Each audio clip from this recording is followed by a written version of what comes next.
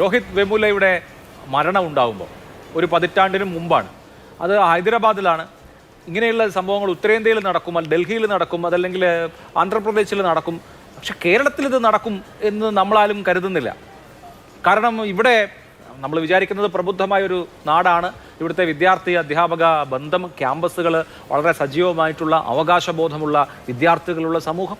അതുകൊണ്ട് കേരളത്തിൽ ജാതിയുടെ പേരിലോ നിറത്തിൻ്റെ പേരിലോ ഭാഷയുടെ പേരിലോ മതത്തിൻ്റെ പേരിലോ ഒന്നും നിന്ദിക്കപ്പെടുകയോ ആ നിന്ദ മരണത്തിലേക്ക് എത്തുകയോ ഒന്നും ചെയ്യില്ല എന്നൊക്കെയാണ് നമ്മൾ വിചാരിച്ചുകൊണ്ടിരുന്നത്. ആ വിചാരം വളരെ തെറ്റായിരുന്നു എന്ന് ബോധ്യപ്പെടുകയാണ്. ഇവിടെ ഇപ്പോൾ ഒരാൾ ഒരു സമയത്ത് ഇങ്ങനെ ഒരു വെർബൽ അബ്യൂസിന് വിധേയമായി എന്നുള്ളതല്ല, ഈ കുട്ടി നിരന്തരമായി ജാതീയമായും അതുപോലെ തന്നെ നിറത്തിന്റെ പേരിലും അധിക്ഷേപിക്കപ്പെട്ടുകൊണ്ടിരിക്കുന്നു. മറ്റ് പല വിദ്യാർത്ഥികളും അവരുടെ ബോഡിയുടെ പേരിലോ അവരുടെ നിറത്തിന്റെ പേരിലോ ഒക്കെ ഇങ്ങനെ അധിക്ഷേപം കേട്ടുകൊണ്ടിരിക്കുകയായിരുന്നു എന്നുള്ളത് ഞെട്ടിക്കുന്നതാണ്. പുറത്തു പറയാൻ പേടിയാണെന്ന് ആ കുട്ടികൾ പറയുന്നു. അങ്ങനെ പുറത്തു പറഞ്ഞാൽ 9 കൊല്ലം ഇവിടെ കിടന്ന് നരകിക്കേണ്ടി വരും. ഇതിനകത്തുനിന്ന് പുറത്ത് കിടക്കാൻ പറ്റില്ല. അങ്ങനെ പുറത്ത് കിടക്കാൻ പറ്റാത്ത ഒരു കോൺസെൻട്രേഷൻ ക്യാമ്പായിട്ട് ഒരു ക്യാമ്പസിനെ ഉണ്ടാക്കി വെക്കും. കേരളത്തിൽ നിന്ന് നമ്മളാരും പ്രതീക്ഷിക്കുന്നതല്ല. എന്തുകൊണ്ട് വിദ്യാർത്ഥി സംഘടനകളൊക്കെ വളരെ സജീവമായിട്ടുള്ള കേരളത്തിൽ ഇതൊക്കെ നടക്കുന്നു?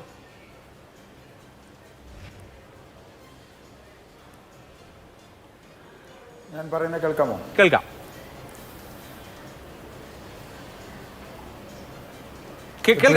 പറഞ്ഞോളൂ. താങ്കൾ പരാമർശിച്ചതുപോലെ വളരെ ഗൗരവതരമായി, വളരെ ആശങ്കയോടുകൂടി കേരളീയ പൊതുസമൂഹവും കേരളീയ മനസാക്ഷിയും വിലയിരുത്തേണ്ട ഒരു പ്രശ്നമാണ് അഞ്ചരക്കണ്ടി ഗവൺമെൻറ് ഡെൻ്റൽ മെഡിക്കൽ കോളേജിൽ നിന്ന് പുറത്തു വന്നിട്ടുള്ള വാർത്തകൾ. നിതിൻ രാജ് എന്ന് പറയുന്ന ഒരു വിദ്യാർത്ഥിയുടെ ജീവൻ അപഹരിക്കപ്പെട്ടിരിക്കുകയാണ്. ജാതിയാണ് പ്രശ്നമായി നമ്മുടെ മുന്നിൽ നാം ഇപ്പോൾ പരിഗണിക്കുന്നത്. ജാതിയാണ് പ്രശ്നം. ജാതിയും നിറവും വിദ്യാർത്ഥി അവകാശബോധവും എല്ലാം ചർച്ച ചെയ്യപ്പെടേണ്ട ഒരു കോണ്ടെക്സ്റ്റ് ഇവിടെ രൂപപ്പെട്ടിരിക്കുകയാണ്. കേരളത്തിൽ വളരെ ഉന്നത വിദ്യാഭ്യാസ മേഖലയിലെ സ്വാശ്രയ സ്ഥാപനങ്ങളിൽ, ഗവൺമെൻറ് സ്ഥാപനങ്ങളിൽ നിന്ന് വ്യത്യസ്തമായി പ്രൊഫഷണൽ മേഖലയിൽ സ്ഥിതി ചെയ്യുന്ന എഞ്ചിനീയറിംഗ്, മെഡിക്കൽ മേഖലയിലെല്ലാമുള്ള സ്വാശ്രയ കോളേജുകളിൽ പലയിടങ്ങളിലും വളരെ ദയനീയമാണ് സ്ഥിതിഗതികൾ എന്ന് തന്നെയാണ് നാം മനസ്സിലാക്കേണ്ടത്. കാരണം സാധാരണ ആർട്സ് ആൻഡ് സയൻസ് കോളേജുകളിലോ ഗവൺമെൻറ് മേഖലയിലുള്ള പ്രൊഫഷണൽ സ്ഥാപനങ്ങളിലോ ഉള്ളതുപോലെ വിദ്യാർത്ഥി സംഘടനാ പ്രവർത്തനങ്ങൾക്കുള്ള എന്തെങ്കിലും ഒരു സാധ്യതയോ സാഹചര്യമോ സ്വാതന്ത്ര്യമോ ഇത്തരം സ്വാശ്രയ കോളേജുകളൊന്നും അനുവദിക്കുന്നില്ല. വിദ്യാർത്ഥി യൂണിയനുകൾ വേണ്ട നിലയിൽ സംഘടിപ്പിക്കപ്പെടുന്നില്ല. വിദ്യാർത്ഥികളെ അവകാശബോധമുള്ളവരാക്കുന്നതും കോ കരിക്കുലർ ആക്ടിവിറ്റിയുടെ ഭാഗമാക്കുന്നതുമായ സംവിധാനങ്ങൾ പലപ്പോഴുമില്ല. ഇൻറ്റേർണൽ കംപ്ലയിൻറ്റ് സെല്ലുകൾ അവിടെ രൂപീകരിക്കപ്പെടുന്നില്ല.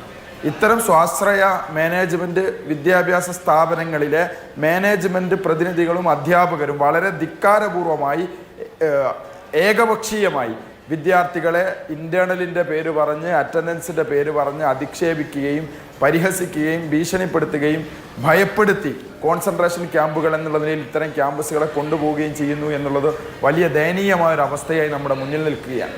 നിതിൻ രാജിൻ്റെ മരണം നമ്മെ ഓർമ്മപ്പെടുത്തുന്ന കാര്യം, കേരളത്തിലെ ക്യാമ്പസുകളിൽ, സ്വാശ്രയ വിദ്യാഭ്യാസ സ്ഥാപനങ്ങളിൽ ഇനിമേൽ ഇങ്ങനെ ഒരു കുട്ടിയുടെ ജീവൻ അപഹരിക്കപ്പെടാതിരിക്കണമെങ്കിൽ അതിശക്തമായ ജാഗ്രത നമ്മൾ വെച്ച് പുലർത്തണം. ക്യാമ്പസിൽ പഠിക്കുന്നൊരു വിദ്യാർത്ഥിയോട് നീ ഇന്ന ജാതിക്കാരനാണ് എന്നുള്ള കാരണം പറഞ്ഞുകൊണ്ട് മാറ്റി നിർത്തപ്പെടുമ്പോൾ, അല്ലെങ്കിൽ നിറത്തിൻ്റെ പേരിൽ ബോഡി ഷേപ്പ് ചെയ്യപ്പെടുമ്പോൾ, വർണ്ണത്തിൻ്റെ പേരിൽ പുച്ഛിക്കപ്പെടുമ്പോൾ, ഇൻറ്റേർണൽ മാർക്കുകൾ തരില്ല എന്ന് പറഞ്ഞ് മാറ്റി നിർത്തുമ്പോൾ, ആ നിലയിലുള്ള അധിക്ഷേപങ്ങൾ ഉണ്ടാകുമ്പോൾ അതിനെതിരെ ഒന്ന് എഴുന്നേറ്റ് നിന്ന് പ്രതികരിക്കാൻ, സാർ ഇത് ശരിയല്ല, താങ്കളുടെ ഭാഷ ശരിയല്ല, താങ്കളുടെ രീതി ശരിയല്ല, ഈ നിലയിൽ പോയാൽ അത് വിദ്യാർത്ഥികൾ അതിശക്തമായ സമരത്തിലേക്ക് മുന്നോട്ട് പോകാൻ കാരണമാകും, ഞങ്ങൾ സമരം ചെയ്യും എന്ന് പറയാനുള്ളൊരു സംഘടിത ശേഷി കേരളത്തിലെ സ്വാശ്രയ വിദ്യാഭ്യാസ സ്ഥാപനങ്ങളിൽ ഇല്ല എന്നുള്ളതാണ് പലയിടത്തും ഇത്തരത്തിലുള്ള അധ്യാപകരുടെയും മാനേജ്മെൻറ്റുകളുടെ ധൈര്യം.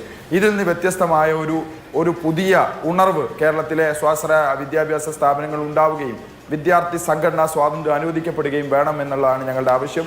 ഇന്നലെ ഒട്ടുമിക്ക വിദ്യാർത്ഥി സംഘടനകളെല്ലാം ഈ അഞ്ചരക്കണ്ടി മെഡിക്കൽ കോളേജിലേക്ക് മാർച്ച് നടത്തുകയുണ്ടായി. SFIയും അതിശക്തമായ മാർച്ച് നടത്തി. ഞങ്ങളുടെ മാർച്ചിൽ ആ ക്യാമ്പസിലെ വിദ്യാർത്ഥികൾ അണിനിരന്നു. ഞങ്ങൾ SFIയുടെ യൂണിറ്റ് രൂപീകരിച്ചിരിക്കുകയാണ്. അഞ്ചരക്കണ്ടി മെഡിക്കൽ കോളേജിൽ ഞങ്ങൾ അതിശക്തമായ പ്രവർത്തനം ഭാവിയിൽ നടത്തും. ഇന്ന് ഞങ്ങളൊരു ഹെൽപ്പ് ഡെസ്ക് ഫോം ചെയ്തിരിക്കുകയാണ്.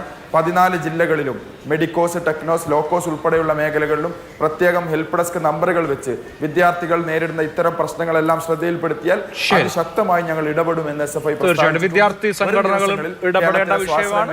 വിദ്യാർത്ഥി സംഘടനകൾക്കും ഇക്കാര്യത്തിൽ പങ്ക് വഹിക്കാനുണ്ട് എന്നുള്ള കാര്യത്തിൽ തർക്കമില്ല.